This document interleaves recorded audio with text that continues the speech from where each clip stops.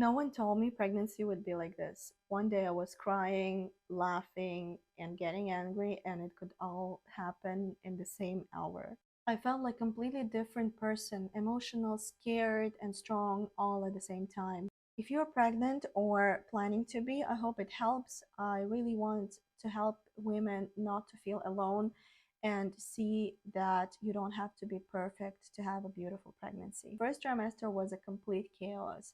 I was angry, crying, happy, laughing, sad, all at the same time. I could not recognize myself at times, and sometimes I felt also guilty that I was mean to people I love, but it was really difficult for me to regulate my emotions. I never felt such a huge spectrum of emotions all at the same time, and it was a very surprising for me that um, I could just get angry out of nowhere, or get sad and cry over some song, or get happy out of nowhere. So it was a little bit difficult, and it was a little bit frustrating. Uh, what helped me to regulate my emotions is mainly sports. A little disclaimer, I'm running for 20 years.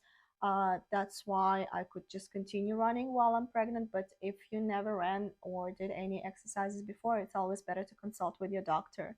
So my doctor told me I can continue running, and that's okay. Running helped me a lot, but it didn't help fully. So I decided to add Pilates as well. So I was doing Pilates for pregnant women at home, watching a YouTube videos, and those two exercises helped me tremendously. You don't have to run or do Pilates. All you need to do, find something that you like personally, that you enjoy. The goal is not to lose weight or get stronger, although obviously like get stronger and have fit muscles is amazing, but that's not the goal. The goal was to regulate my emotions, and that helped a lot. But don't think that I'm so perfect. I was running and my emotions were gone. No, they were still there. From time to time I was like a real Hulk. I could not manage my emotions. I felt so ashamed, so guilty that I'm reflecting this on my baby, that I cannot control myself. It was pure chaos. Another thing in the first trimester was that I was constantly hungry. I was craving eggs so much. I was eating 5 to 7 sunny side up eggs every single day for the first 3 months. I couldn't stop. I was waking up in the morning, opening my eyes, and running to the kitchen to eat those eggs. During the first trimester, I had a little bit of food aversions, not severe. So I felt nauseous if I smelled any food that is coming from the restaurant or fast food cafe. So I could eat only home cooked food. I was very lucky because my parents were cooking for me once in a couple of weeks, so I was freezing that food and eating it all the time. My food cravings were crazy. Not really cravings, the appetite. I was eating 2 3 portions per time, and I was constantly hungry. I wanted to eat all the time up until the end of my pregnancy. Speaking about emotions, this is how I found out that I was pregnant. One day I was extremely emotional, and we bought pregnancy tests, and then I found out that I was pregnant. So yeah, I mean, those symptoms already appeared at the very beginning. Most beautiful emotional moment was that when we went to the doctor for the first time and heard the heartbeat of a baby, I just cried. It was such a beautiful thing. I couldn't believe that there was a human being inside of me. It's a baby, and he has a heartbeat, and he's a real human being.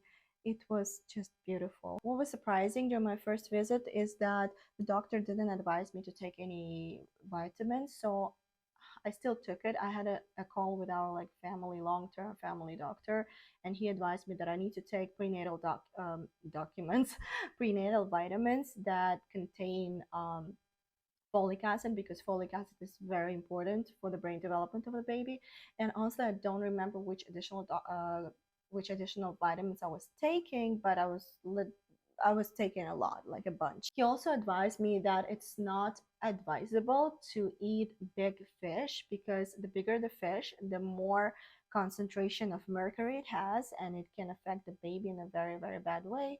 And fish is generally is not advisable, but you just need to be very careful. You need to cook it through to ensure there are no parasites or listeria, because that can be fatal for the baby. But overall, our doctor was very good. We loved him so much. He was so fun, and he just made the whole pregnancy feel so fun and easy and stress free. And every single visit to the doctor, I could not wait because it was so easygoing, interesting. You always wanted to see like what's your baby is doing, how your baby is doing, to see your baby on the sonogram. Second trimester, they call it a honeymoon of the pregnancy. It was honestly my favorite. It was amazing. I loved it so much.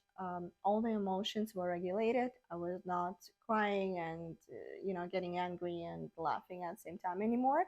And yet I still didn't have my belly. So my belly appeared when I was around 5.5 months pregnant. But that's normal for the first pregnancies. It's always usually like that. So I felt light since I didn't have any belly, and I was happy because I didn't have overwhelming emotions anymore. I stopped having food aversions towards takeout, so we were taking food out as well. It was like a normal, absolutely normal time. On top of it, I had amazingly glowing skin and very thick hair, and I just loved the way I look. So it was amazing. I cannot say anything about second trimester because it was fun. During the second trimester, we did a gender reveal party, and later we did baby shower as well. We got so many different gifts. It was amazing, but I didn't even know what to ask for because it's my first pregnancy. So I ended up honestly not using a lot of stuff or returning them and just getting a credit and buying something else that we really needed. We also finished the nursery at that time. Yeah, our baby room was ready. It was so beautiful. We hang all the clothes there. We put some toys over there, a crib. We painted it blue because it's a boy, and we're just waiting for the baby boy to arrive. The trimester was slowing down. So my belly was already visible. It was pretty big, and it was really difficult to run, but I continued running nevertheless. But one day I was running and I felt sharp pain in the lower belly, and I thought maybe I just didn't stretch enough, so I decided to stretch and continue, and I could not do one more step. So we went to the hospital, and apparently the baby dropped into the pelvic zone. So he was just right there, he's ready. So I had to stop running because obviously I couldn't even walk fast with a baby right over there in the bottom. So I had to stop running, and it was a little bit sad because I loved and enjoyed the runs with my bump. Baby drops usually by the end of the pregnancy or right before the labor, but my baby dropped early. I don't know why, maybe because I was running. But I felt so sad because I couldn't run anymore, and I enjoyed it so much to run with my bump. But the good thing about it was that the doctor said, at least we know now the position, which is normal position, head down, so we don't need to do like C-section, fingers crossed, right? If anything else will not go wrong. So yeah, I stopped running at that time at around 7 months pregnant. By the very end of my pregnancy, at around 8.5 months, I started having shortness of breath. So it was very difficult for me to just even move to the left or to the right. I was like breathing so hard as if I was doing like heavy exercises. Nevertheless, I was still I was cleaning the house, cooking, working up until the end of my pregnancy. So I'm working from home mostly, but once or twice a week I need to go to work, and it's about like 1.5, 2 hours away from our house. So I still was going to work up until the very end of my pregnancy. It was a little bit hard, especially taking a train while being pregnant, but I still did everything that I used to do when I was not pregnant. I was just having a normal life. I also started having a little bit of a heartburn, but it was honestly only for 1 week and right before my labor, and then it was just gone. The biggest thing that no one is talking about is that you want to pee all the time. Even if you drink a drop of water, immediately it means after 2 minutes, gotta run to the bathroom. It was honestly so annoying that I stopped drinking enough water, which was a big mistake. Well, it's a mistake, but I knew what I was doing. I knew that I have to drink a lot. But honestly, I was just so tired going to the bathroom every like 20 minutes and waking up like five, seven times a night when I want to sleep so much to go to the bathroom. So peeing was crazy. Whenever I went somewhere, I had to go to the toilet first and then drive. And then I arrived somewhere, immediately I searched for the bathroom to pee again. So peeing was like all the time. I don't know how many times I peed. It's just pee, pee, pee the whole time. It's really annoying, but that's how it is because all of your organs, including your bladder, is pressured, is moved around to let the baby be there. So yeah, it was unexpected. So while being pregnant, I also downloaded the app. I think it's called Mommy and Me. So I was tracking my baby's development, what he is, what size he was, what he was looking like, what was developing at that particular stage. It actually like created some kind of warm connection to my baby. It was amazing to see how everything is going on. I also bought a course about hypnobirthing, so it's basically meditation, some particular like body exercises to make your labor easier. Um, it helped a little bit. I mean, meditations during the labor helped a bit with contractions and pressure. But other than that, honestly, I think it was a waste of money. It would be better to go to some, I don't know, physical place where you can do physical exercises like, I don't know, like Lamaze classes or something like that, like a labor preparation class. I regret that I didn't do it. I should have done it. It would have, I think, made my labor way easier. So yeah, as I said, I continued just living like a normal life. The first pregnancy, a lot of emotions, a lot of guilt, a lot of food aversions in terms of takeout. Second trimester, the best honeymoon phase. Didn't have any problems. Was so happy. The only thing that I was just eating so much throughout the whole pregnancy. The third trimester was a little bit hard. It was heavy. It was hard to walk. I couldn't run anymore. And then I had heartburn. I had a heartburn. I wanted to pee all the time, but I still continued like living my life as I used to. I was still cleaning the house, cooking, going to work, and it was pretty much like the same thing as if I was not pregnant, just a little bit inconvenient. One thing, maybe it's TMI, that no one is talking about again, by the end of your pregnancy, you need to change your panties all the time because your body start producing a lot of mm, substances to protect the baby from infections that can enter your body. So it produces a lot of mucus, a lot of kind of things so that, infections cannot just go. So yeah, you need to buy like a lot of panties so that you can change them several times a day, or use some pads as well. So that helped me a lot. But yeah, that's like the reality. One thing that I was afraid of, that I would have had stretch marks on my belly. So I bought some anti-stretching creams, lotions. Like I think it was like several brands. I have one video about it, and I was putting it twice a day during, a lot around my belly. And thank God I didn't have any stretch marks. But I made a big mistake. I thought the stretch marks will only appear on my belly, but I also gained weight everywhere else. So eventually I had stretch marks on my butt and on my thighs as well. I mean, they're not that visible, and honestly, I don't really care much.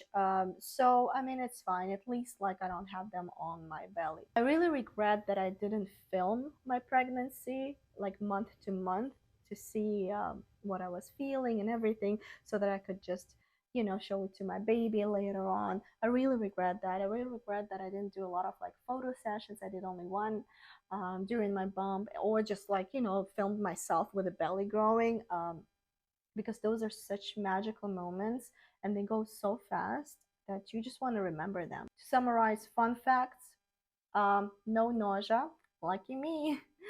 Stretch marks not only on the belly, but it can be everywhere else. And not so fun fact is that, yeah, you just become like a freaking psychopath. You just like getting angry, cry, happy all the time. It's it's very difficult to regulate. And at that time I felt so guilty towards, you know, people I love, and also towards my baby, that I cannot regulate my emotions. But listen, you're not perfect, we are not perfect, we're human beings, and sometimes we cannot control like our hormones. That's how it is, that's the way they are. And most important thing is just to accept it and have a very good support near you. Once you have a family who support you, it will go easier, I promise. So the lessons that I've learned throughout my pregnancy is gratitude, patience, and self-love. I learned that no one is perfect and you need to accept the chaos that is happening, and that actually will make you feel less chaotic, less stressed. The thing that I regret a lot, that I didn't research a lot about breastfeeding, because when I just delivered the baby, I didn't know how to do it, why the milk was not coming out, why my baby was not latching. So these things I assumed would just, you know, go naturally. My baby will latch and that's it. I didn't have any idea that, you know, it will be so difficult. And I wish I researched more, because I really wanted to breastfeed so much, but no one showed me how to do it in a proper way. Although we had the lactation nurse, but she didn't really do anything much to explain it. And so I ended up not breastfeeding but pumping. It's not the same as breastfeeding, but again, we're not perfect. We should just accept things how they are, because you know this is the experience and knowledge that you went through. And I mean, it would be amazing if you knew all of this information before, but I didn't. So I just accepted it, and you know, continue living my life. So if you want honesty, support, and connection, and real motherhood and not perfection, subscribe to my channel, and I'll be filming more videos about my experiences that I can share, so that you will not feel alone, and maybe you can also grab some advices that I will be mentioning throughout my videos that might help you, and that I wish I knew before I got pregnant, or at least during my pregnancy. To wrap it up, you are doing amazing. Every mother needs to hear that. Don't chase perfection. It's okay to be not perfect. You're still beautiful, you're still strong, and your pregnancy is still beautiful. I would be really interested in knowing about your pregnancy experiences, fun facts, what was not that fun, how you overcame some challenges, how did you manage difficulties, and what did you learn? I would really love to hear that. I'm a new YouTuber here. I really want to share here all of my real life experiences to help other people to feel not alone, and to understand that there is no such thing as perfection or Instagrammable picture perfect pregnancy. Every pregnancy has its ups and downs, and the main thing is that just to accept the chaos, accept that there is no such thing as perfection, and know that you're doing amazing, and you're doing everything you can in your hands. That's enough. Thank you so much, and I hope to see you in my next video. Bye.